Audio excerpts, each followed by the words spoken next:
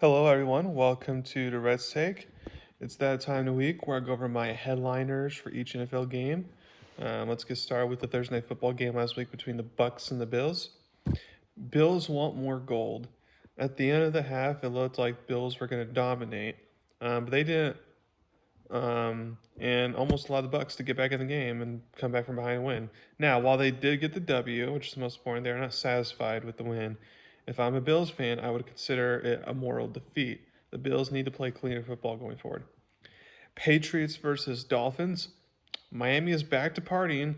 There was a concern Miami could have a hangover from the Philly loss last week, but that was not the case. Miami offense looks back to being fine, and they got a big win.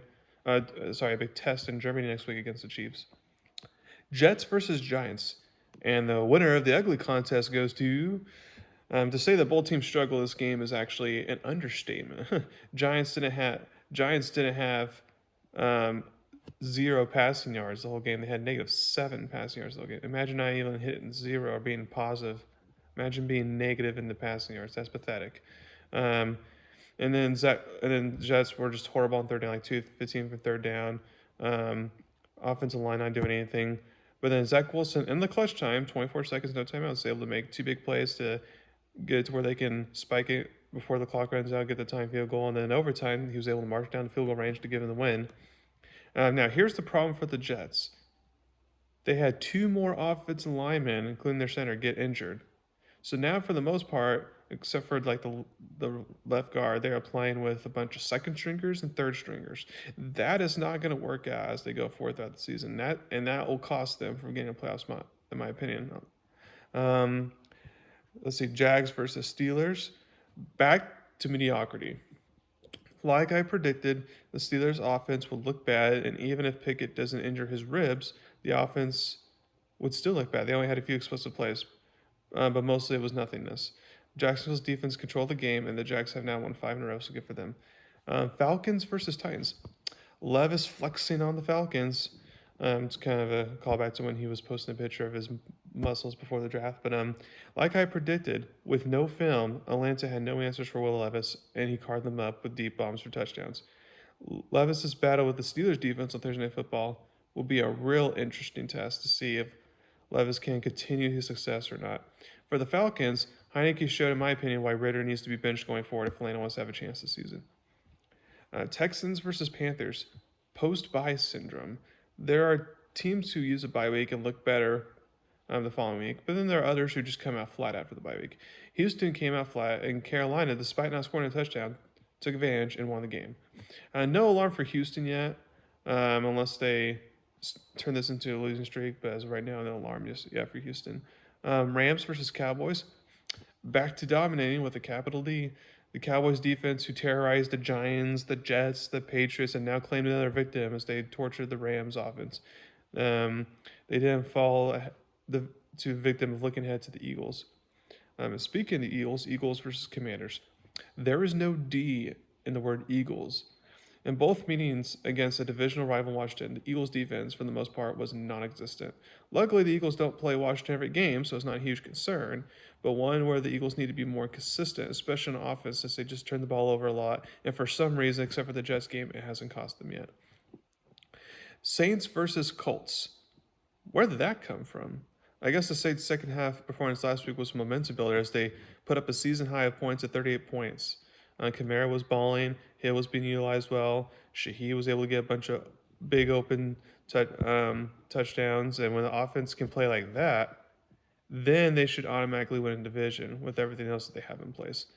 Problem is, it wouldn't surprise me if this next week they go back to being inconsistent. It's who they are. Vikings versus Packers. The end of an era.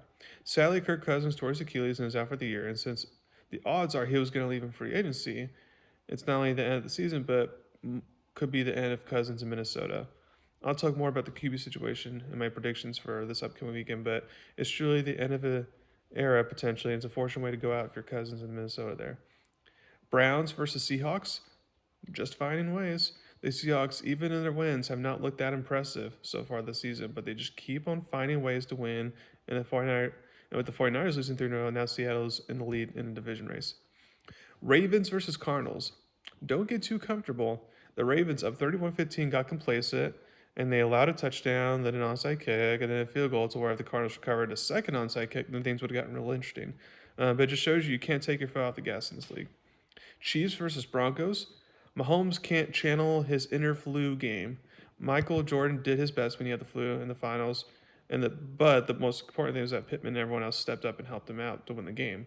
Well, Mahomes was not great at the flu, and he got no help from his receivers. Like Jordan got help when he had the flu, so that's the main reason why Chiefs lost. And also 5 turnovers as a team is going to get you lost no matter who you're playing. So we'll see if the Chiefs make a big move before the trading deadline ends today for a big time receiver because they need one. Bengals versus 49ers.